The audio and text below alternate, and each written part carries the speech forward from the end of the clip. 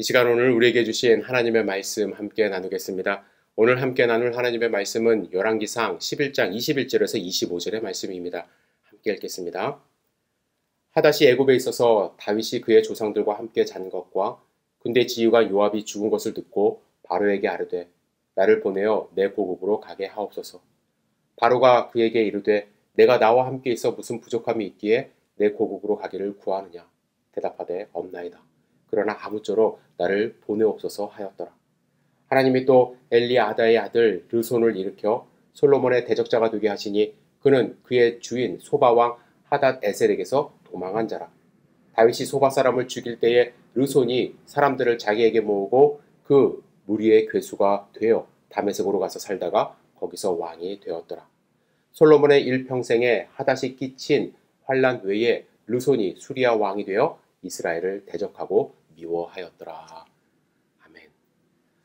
오늘 주실 말씀을 생각하며 잠시 기도드리겠습니다. 사랑과 은혜가 충만하신 아버지 하나님, 말씀하여 주시옵소서. 주님의 말씀에 귀 기울이기를 원합니다. 주님의 말씀을 우리 마음밭에 뿌려 30배, 60배, 100배의 결실을 맺는 소중한 삶 살 수 있도록 인도하여 주시옵소서. 이 시간을 온전히 주님께 의지하며 드립니다. 예수님의 이름으로 기도드렸사옵나이다. 아멘. 우리가 열왕기상 말씀을 통해서 이미 묵상을 했듯이 솔로몬이 왕이 되었을 때 그가 적이라고 생각했던 세 사람이 있었습니다.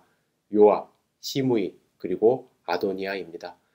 그가 왕이 되자 이 세 사람을 이제 제거를 하고 그의 측근들로 이제 다 대신들을 삼아서 또 대제사장을 삼아서 안정된 나라를 세웠습니다. 솔로몬 왕의 초기는 그야말로 탄탄대로였습니다. 하나님이 그에게 지혜를 주심으로 많은 나라에서 앞다투어 그에게 찾아와 제물을 바치며 그의 지혜를 듣기를 원했고 또 다윗과 좋은 관계에 있었던 두로왕 히람의 도움으로 백향목을 20년간 얻을 수 있었습니다. 그래서 성전과 왕궁을 잘 지어 완공했습니다. 하지만 성전과 왕궁을 짓고 난 후의 삶 어땠을까요? 솔로몬은 마땅히 하나님을 더 잘 섬기고 하나님의 말씀에 순종하며 하나님의 자녀답게 백성답게 살아가야 함에도 불구하고 그의 삶을 보면 하나님이 하지 말라는 일만 이제 골라서 하는 모습을 발견할 수가 있습니다. 첫째, 하나님이 하지 말라고 한 말을 많이 사는 행위를 했습니다. 10장 28절과 29절을 제가 읽어드리겠습니다. 솔로몬의 말들은 애굽에서 들여왔으니 왕의 상인들이 값주고 산 것이며 애굽에서 들여온 병거는 한 대에 은 600세겔이요 말은 한 필에 150세겔이라. 이와 같이 햇사람의 모든 왕과 아람 왕들에게 그것을 되팔기도 하였더라. 여러분, 세상적인 관점에서 보면 왕이 말을 갖는 것, 많이 갖는 것, 특별히 그 당시에 최고로 여겨졌던 애굽의 말들을 갖는 것은 별 문제될 것이 없어 보입니다. 하지만 하나님은 이미 신명기 17장에서 이렇게 말씀하셨습니다. 그는 병마를 많이 두지 말 것이요 병마를 얻으려고 그 백성을 애굽으로 돌아가게 하지 말 것이니 이는 여호와께서 너희에게 이르시기를 너희가 이후에는 그 길로 다시 돌아가지 말 것이라 하셨음이며, 하나님은 왕이 말을 많이 갖지 않기를 원하셨는데 특별히 애굽에서 말을 수입해 오는 것을 원치 않으셨습니다. 그 이유를 성경을 통해서 생각해 보면 첫 번째는 전쟁에서 왕이 하나님을 의지해야 하는데 병마들을 의지하기 때문에 그렇습니다. 전쟁은 하나님께 속한 것이죠. 하나님을 믿고 전쟁해야만 합니다. 여러분, 다윗을 생각해 보세요. 다윗 왕은 하나님을 믿고 전쟁하려고 하는 골리앗과 맞서 싸웠습니다. 하나님을 믿고 싸웠을 때 17살에 대승을 거두었습니다. 그러나 그의 말년에 보시면 요압 장군을 통하여 인구조사를 하게 합니다. 인구수를 확인하여 군사를 동원할 수 있는 자신의 능력을 파악하기 위함이었죠. 그는 사람의 숫자를 의지하며 전쟁 준비를 하는 사람이 되었던 것입니다. 이는 하나님을 믿지 않는 반역이기 때문에 7만 명의 백성이 전염병에 걸려 죽게 하셨습니다. 여러분, 말이 많다는 것은 당연히 전투력이 증가한다는 것이고 왕은 그 힘을 의지하기 때문에 하나님은 말을 많이 소유하지 말라. 특별히 애굽의 말을 소유하지 말라 하셨습니다. 두 번째는 애굽 그 자체 때문입니다.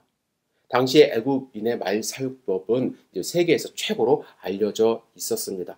그래서 왕이 말을 가지게 되면 말 사육자를 애굽에서 데리고 와야만 했습니다. 아니면 사람을 파송해서 애굽에서 말 길들이는 법을 배워야 했습니다. 그런데 하나님은 애굽에 가지 말라고 하셨습니다. 왜냐하면 애굽 사람들은 만약에 예루살렘으로 들어올 때 그냥 오질 않습니다.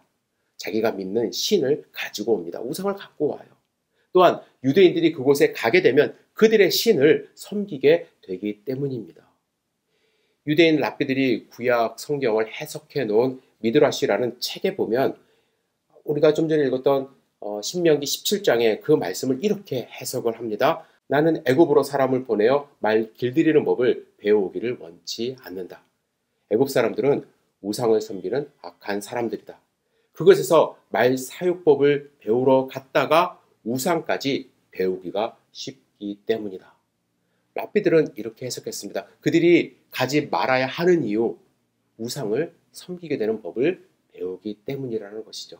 그런데 솔로몬은 하나님의 말씀을 완전히 무시하고 많은 말들을 가져왔습니다. 열왕기상 4장 26절에 보시면 솔로몬의 병거는 말의 외양간이 4만이요 마병이 1만 2천이라는 말씀이 있습니다. 외양간이 4만이니까 최소한 4만 마리 이상의 병거가 있었다라는 것입니다. 마병이 12,000명이 있었습니다. 엄청난 마부가 필요했습니다. 사람들을 애굽에서 데려오기 시작한 것입니다. 그래서 애굽에서 온 사람들이 각자의 신을 가지고 예루살렘에 들어온 것이죠. 두 번째로 솔로몬이 하지 말아야 할 것을 한 것은 금과 은을 많이 쌓아둔 것입니다. 신명기 17장 17절 하반부에 보시면 자기를 위하여 은금을 많이 쌓지 말 것이니라 이렇게 왕에게 명령하셨습니다. 그런데 열왕기상 11장에 보시면 솔로몬은요 엄청난 양의 금과 은을 가졌다고 말씀합니다. 너무나도 많아서 금으로 방패를 만들어요. 큰 방패 200개, 작은 금 방패 300개. 물론 펴서 만든 것이죠. 그리고 금으로 만든 상하 보좌를 갖고 있었고 솔로몬의 모든 그릇은 은도 아닌 금이었다고 말씀합니다. 그래서 예루살렘에는 은이 돌같이 흔했다라는 말씀이 있습니다.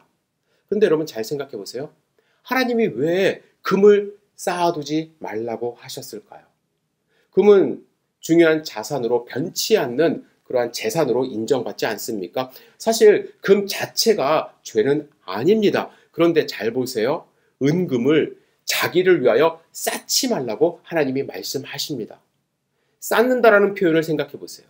이 쌓는다라는 것은요, 그것을 통해서 자기가 만족을 누린다라는 거예요. 쌓여가는 금을 볼 때 자기 자신을 그것이 지켜줄 것이라는 착각 속에 살아가게 되는 것이죠. 뿐만 아니라 금을 볼 때 사람은 즐겁습니다. 금을 이렇게 표현하지 않습니까? 휘황찬란하다. 이렇게 표현하죠. 금으로 치장한 궁궐을 여러분들 보신 적이 있는지 모르겠어요. 저는 아직 못 봤는데 그것은 왕의 위엄을 나타냅니다. 솔로몬은 자기의 위엄을 사람들한테 보여주기를 원했습니다. 우리가 성전을 묵상할 때 성전은 어땠나요? 성전은 내면이 아름답다고 제가 말씀을 드렸습니다. 하지만 솔로몬은 외면을 금으로 치장함으로써 자기의 위엄을 나타내려고 드러내려고 하는 삶을 살았습니다. 그래서 왕에게 금 쌓지 말라고 하신 거예요. 또한 금이 많으면요, 금 자체가 숭배의 대상으로 변질될 때가 많습니다. 이스라엘 백성은 출애굽했을 때 시내산에 도착하자마자 아론을 통해서 금으로 송아지를 만들어 버립니다. 그리고 사사시대의 기드온이 금으로 에봇을 만들었는데 백성들이 그것을 음란하게 위했다고 말씀합니다. 금을 소유하는 것 자체를 금하신 것은 아니지만 금을 쌓아놓았을 때 타락할 가능성이 많기 때문에 금하신 것이라고 저는 생각하는데 솔로몬은 너무나도 많은 금을 소유하고 있었습니다. 세 번째는 하나님이 절대로 하지 말라는 것.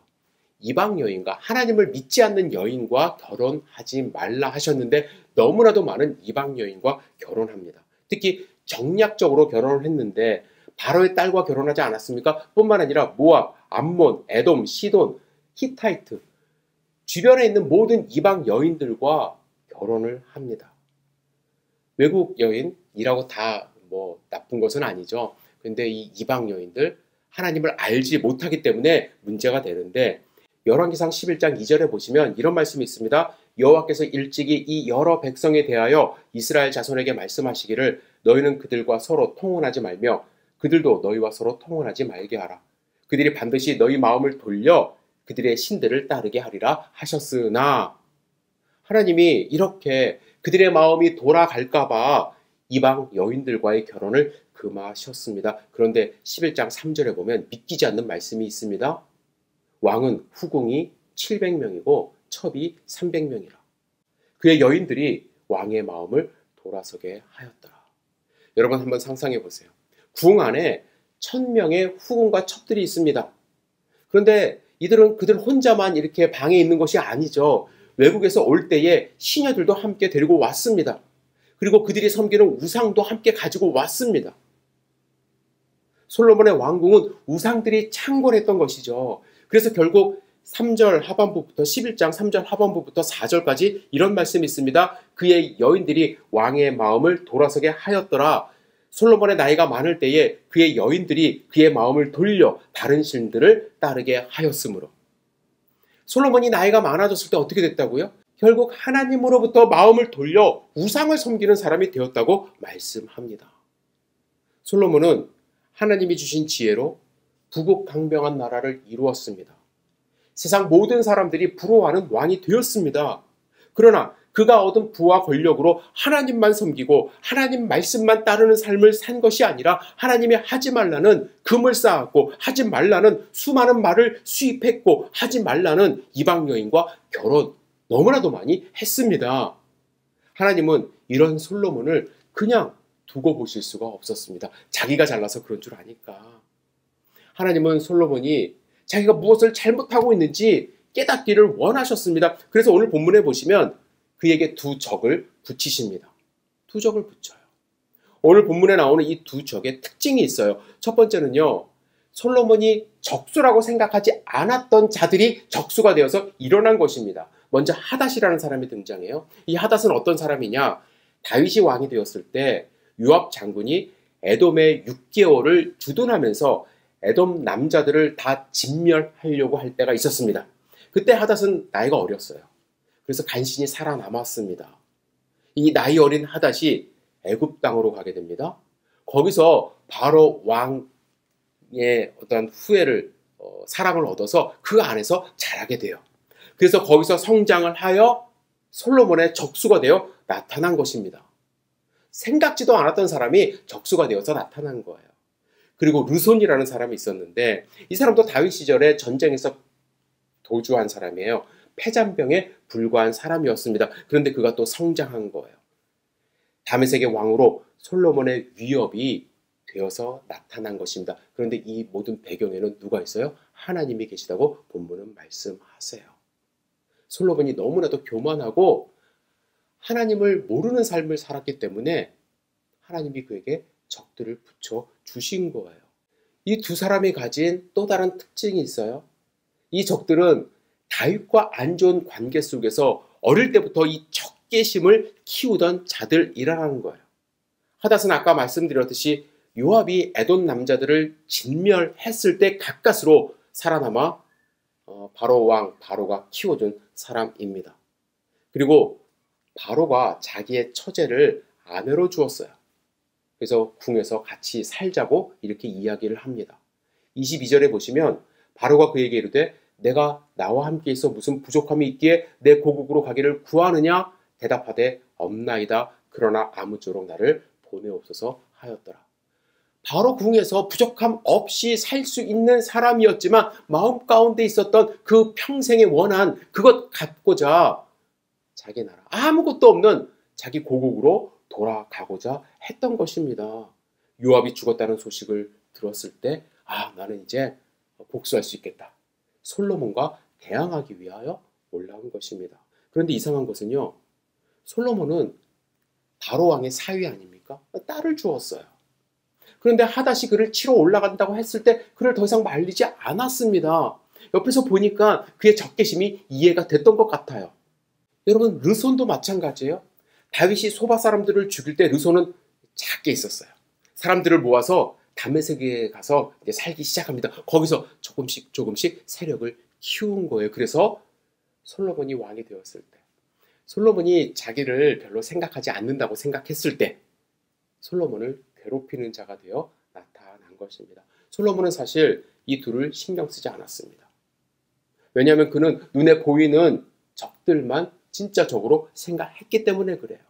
처음에 왕이 되었을 때 큰 적이 될 것 같았던 요압, 시므이, 아도니아를 제거했습니다. 그리고 세상 모든 사람들이 자기에게 와서 잘 보이려고 했을 때 자기를 괴롭힐 수 있는 다른 적들에 대해서는 대책을 세우지 못했던 것입니다. 그는 금에 쌓여 있었어요. 그는 말들을 보면서 위로했습니다. 그는 수많은 여인들에 쌓여 있어서 자기를 괴롭히는 적들을 생각하지 못하는 삶을 살았던 것입니다. 여러분, 왜 이렇게 적들에게 괴롭힘을 당하게 되었을까요? 무엇보다도요, 솔로몬이 누리고 있는 그 평안함이 주는 안일함 때문에 적들을 보지 못한 것입니다. 제가 언젠가도 소개한 C.S. 루이스가 지은 스크루테이프의 편지라는 책이 있습니다. 스크루테이프는 악마예요. 그 악마가 조카 웜우드에게 편지를 쓰는 내용이 책에 담겨져 있는데 거기서 우리는 사탄의 계략을 발견할 수 있습니다. 이런 내용이 있어요. 우리의 목적은 인간들이 악행을 하도록 유혹하는 것이 아니라 인간들이 결과적으로 아무것도 한 것 없이 죽게 만드는 것이다.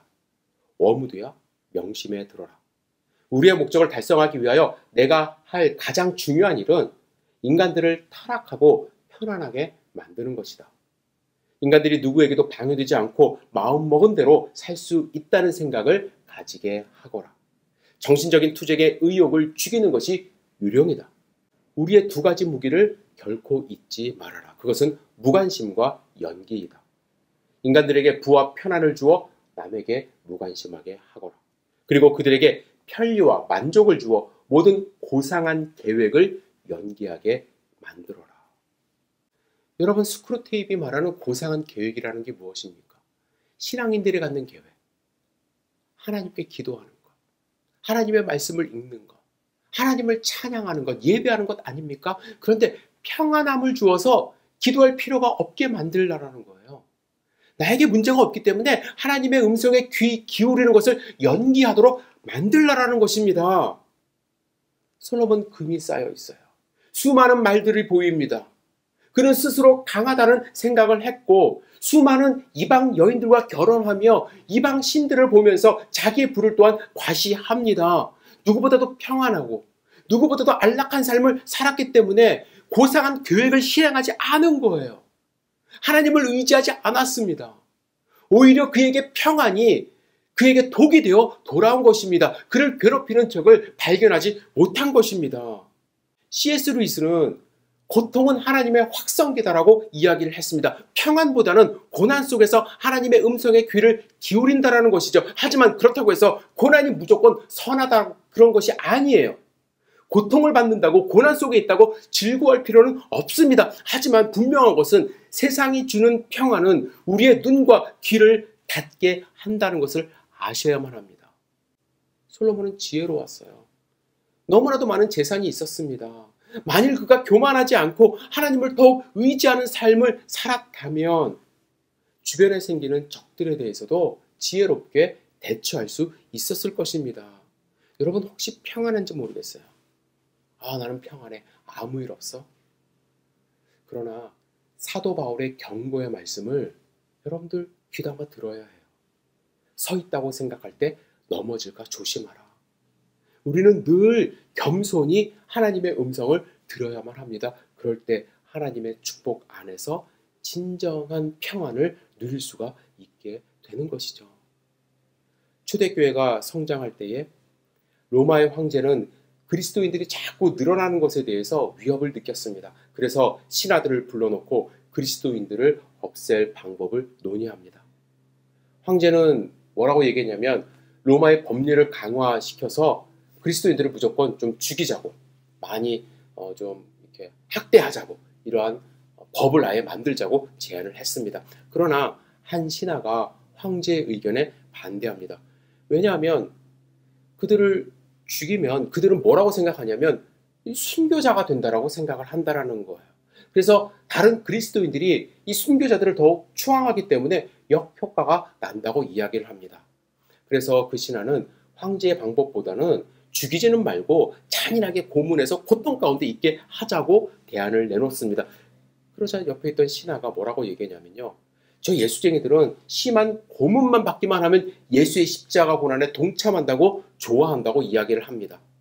또 고난을 받으면 받을수록 하늘의 상급이 많아진다고 기뻐한다고 이야기를 하면서 고문의 흔적을 자랑하고 다닌다고 이야기를 합니다. 그 방법으로는 그리스도인들을 절대로 없앨 수 없다라고 반대하고, 그래서 그가 내놓은 제안이 있습니다. 뭐라고 이야기하냐면 그리스도인들이 평안하게 즐기고 놀 수 있는 환경을 만들어 놓자고 말을 합니다. 그런 환경 속에서 그들은 죄를 지을 것이고, 그러면 기독교는 있지만 힘을 발휘하지 못할 것이라고 이야기를 하죠. 여러분, 기독교는 박해받을 때 고난 속에서 더 힘을 발휘했습니다. 하나님을 의지했기 때문에. 순결한 모습으로 성장했습니다. 하지만 로마의 국교가 된 이후에 급속도로 타락하기 시작합니다. 여러분, 우리의 적은 외부의 박해가 아니라 내부의 부패입니다. 여러분들은 어떠세요? 지금 혹시 평안을 누리고 계십니까? 안락한 삶을 살고 있습니까? 하나님이 주신 축복입니다. 누리셔야만 합니다. 그러나 그 축복 가운데 하나님과 교제하지 않고 자꾸 딴 곳으로 눈을 돌리면 그 축복이 저주가 될 수도 있어요. 그러나 혹시 우리의 삶이 힘들고 어려운 연속이라고 한다면 오히려 더 하나님을 붙들고 의지할 수 있는 기회라고 저는 확신합니다. 부디 솔로몬을 닮지 않기를 주님의 이름으로 축복합니다. 하나님이 주신 축복을 누리며 하나님과 더욱더 교제하는 삶을 사는 하나님의 자녀들 될 수 있기를 주님의 이름으로 축복합니다. 기도하겠습니다. 전능하신 주님, 오늘 본문 말씀을 통해서 우리에게 주시는 음성을 마음에 새길 수 있도록 인도하여 주시옵소서. 우리가 누리는 평안이 있습니까? 하나님께 더욱더 감사할 수 있도록 인도하여 주시옵소서. 우리가 고통 가운데 있습니까? 하나님의 음성에 더욱더 기울일 수 있는 기회라고 주님께서 생각할 수 있도록 인도하여 주시옵소서. 자만하지 않도록 인도하여 주시고 더욱더 겸손히 하나님과 교제하는 삶을 살 수 있도록 인도하여 주시옵소서. 예수님의 이름으로 기도드렸사옵나이다. 아멘.